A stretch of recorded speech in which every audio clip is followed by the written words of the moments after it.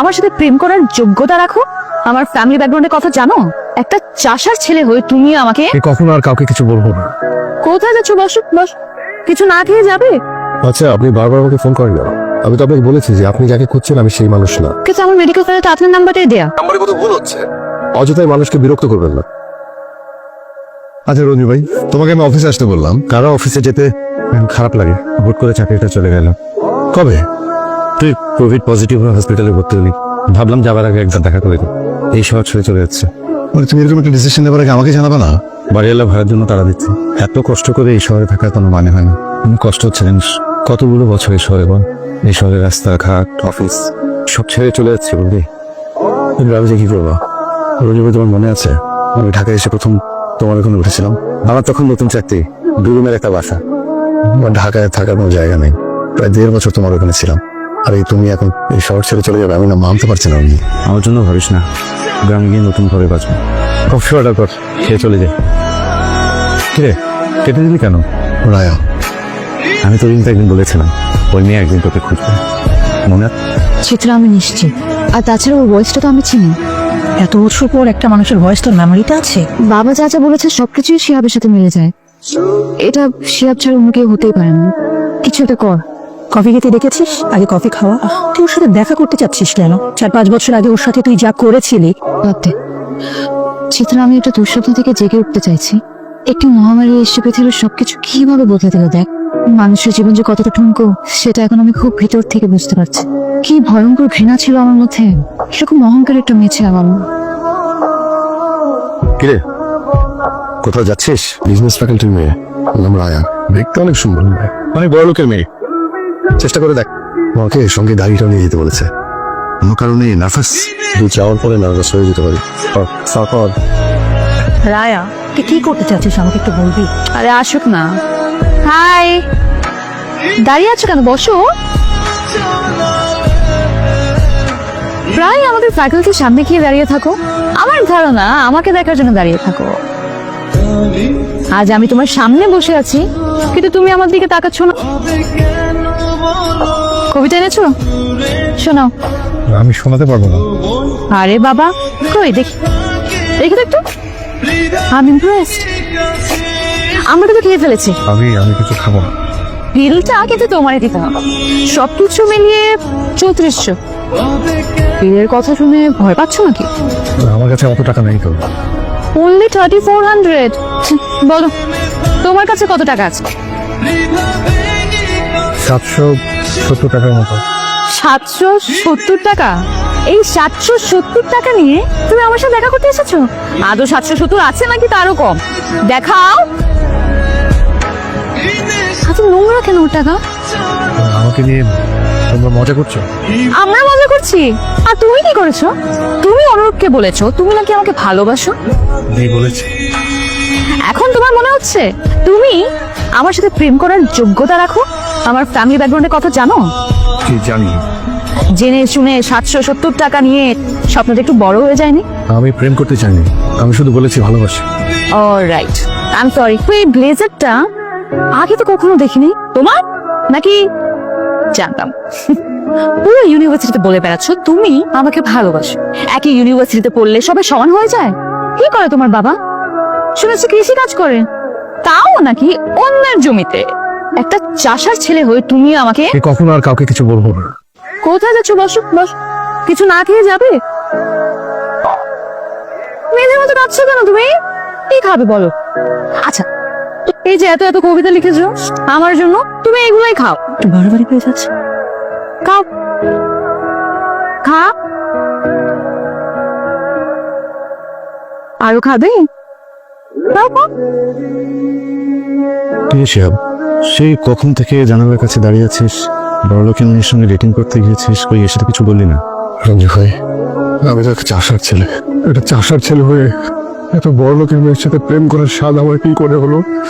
আমি এত বড় ভুল কি করে করলাম? কি কি হয়েছে?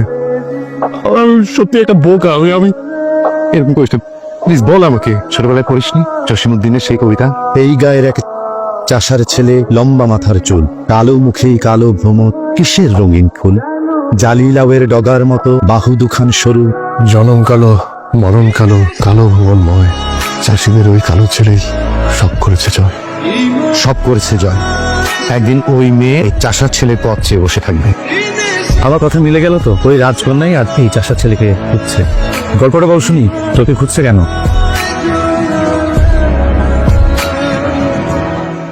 ঝিমলি, সামনে মাসে করোনা রোগী আমার শিহাব হাসপাতালে আছে।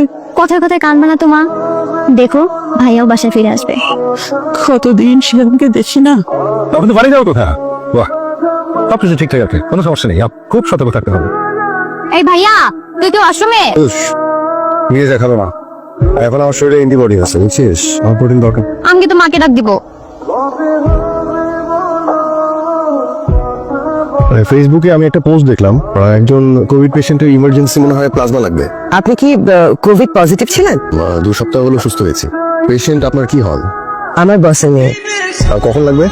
আমি কালকে আপনাকে নিয়ে আসবো। আচ্ছা, তাহলে আমি আমার ঠিকানাটা আপনাকে টেক্সট করে পাঠিয়ে দিচ্ছি। আমার নাম Shihab. Thank you so much. আমার অবস্থা কি অনেক খারাপ। মনে সাহস রাখুন, আপনাদের একটা গুড নিউজ আছে, প্লাজমা ডোনার পাওয়া গেছে। আমাকে তাহলে বাসায় নামিয়ে দিন। স্যার একবার আপনার সঙ্গে দেখা করতে চান। কেন? স্যার হয়তো আপনাকে সামনাসামনি থ্যাঙ্কসটা দিতে চাইছেন। ঠিক আছে। Good afternoon. আসসালামু আলাইকুম। আমার মেয়ের ছবি, একমাত্র মেয়ের ছবি, যার জন্য আপনি প্লাজমা দিয়েছিলেন। Thank you. আপনার জন্য কিছু করতে পারলে আমার ভালো লাগবে। কোনো কিছু পাওয়ার উদ্দেশ্যে আপনার মেয়েকে প্লাজমা দিই। এই 2 সপ্তাহ আগে আমি সেখানে ভর্তি ছিলাম। আমার জন্য যদি কারো জীবন বাঁচে, সেই জায়গা থেকে আসলে প্লাজমাটা দেয়া। তবু আমি যদি তোমার জন্য কিছু, সরি, তোমাকে তুমি করে বলতে পারি? নিশ্চয়ই পারেন। আমার না অনেক বড় কোনো শখ নেই, আমার স্বপ্নগুলো খুব ছোট ছোট। আমার এমন কোনো বড় শখ নেই যেটা আপনি পূরণ করতে পারেন। আমার বাবা একজন কৃষক ছিলেন, সেই অর্থে আমি একজন চাষার ছেলে। তুমি কি কোনো কারণে আমার উপরে রেগে আছো? না। হ্যাঁ, তাই তো। সত্যি কথা বলতে, এই শহরে আপনাদের মতো অনেক মানুষ আছেন যারা আসলে আমাদেরকে মানুষ বলে গণ্য করতে দ্বিধাদ্বন্দ্বে ভুগেন। সব মানুষ একরকম হয় না। আমিও গ্রামের ছেলে। Anyway, তোমার প্রতি আমার অশেষ কৃতজ্ঞতা। আমার মেয়েটা যদি বেঁচে ফিরে আসতে পারে, আমি মনে করব তোমার জন্য নতুন জীবন পেল।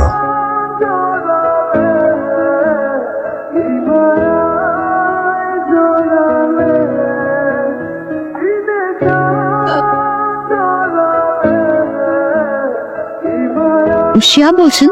জি, আপনি কি বলছেন? আমি সেই পেশেন্ট। কিছু বলছেন না যে? কোথাও কোনো ভুল হচ্ছে। তো আমি আপনার সাথে দেখা করতে চাই। আপনি যে মানুষটাকে খুঁজছেন সেই মানুষটা না, রং নাম্বার। বাবা, একটু দেখো তো এই ফাইলটা। যিনি আমাকে ব্লাড দিয়েছিলেন তার নাম এবং নাম্বার দেওয়া আছে। আজকে যখন আমি তাকে কল করলাম, সে বললো আমি নাকি ভুল করছি। একটু ভুল হচ্ছে বোধহয় কোথাও। তোমার কি তার সাথে দেখা হয়েছিল? হয়েছে। বাবা, তোমাকে মনে আছে উনি দেখতে কেমন? তার মানে এই হচ্ছে গল্প। আজকে এত বছর পর তাকে তার ভালোবাসা ফিরিয়ে দিতে চান? অনেকগুলো বছরই তো পার হয়ে গেল চিত্রা। সত্যিকারের ভালোবাসার মানুষও খুঁজে পেলাম না। যে আমাকে ভালোবাসতো তার ভালোবাসার মূল্য দিতে পারে। এখানে অন্যায় কোথায়? ওর সাথে তোকে চায় না রায়া। তার করোনা এসে আমাদের অনেক উপলব্ধি করে দিয়েছে। যেসব জিনিস নিয়ে অহংকার করতাম সব অর্থহীন। আরেকবার ফোন কর, দেখ কি বলে। সত্যি সত্যি মেয়েটা প্রেমে পড়েছিল তখন? আমার তখন জানি কি হয়েছিল। ওই মেয়েটার জন্য অদ্ভুত এক ব্যাকুলতা কাজ করতো, কিন্তু ওই দিনের অপমান আমি এখনো ভুলতে পারিনি। মানবিক কারণে আমার ব্লাড দেয়া। আমি ওকে খুব ভয়ঙ্কর ভাবে ঘৃণা করি। মানুষ কিন্তু বদলায়। মানুষ যদি নিজের ভুলটা বুঝতে পারে তাহলে তাকে ক্ষমা করে দেওয়া উচিত। যাই রে, এখন ভালো থাকিস তুমি। রায়া, ফোনটা ধর।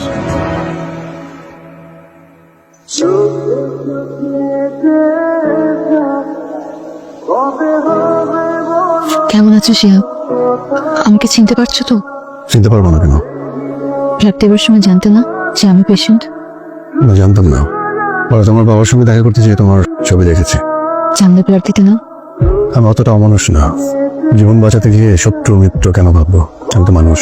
অবশ্য তোমার চোখে হয়তো এখনো সামান্য চাষার ছেলে। Shiyab, I am sorry.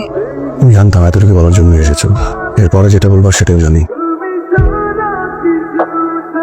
আমাকে কি এখনো আগের মতোই ঘৃণা করো? আমি যে নতুন একটা স্বপ্ন দেখছি, আর আমার এই স্বপ্নটাকে শুধু তুমি পূরণ করতে পারবে। আমাকে নেবে তোমার সঙ্গে, সে জীবনটা আমি তোমার সাথে কাটাতে চাই। আগেও সিনক্রেট করেছো, আজকেও সিনক্রেটই করছো। আসে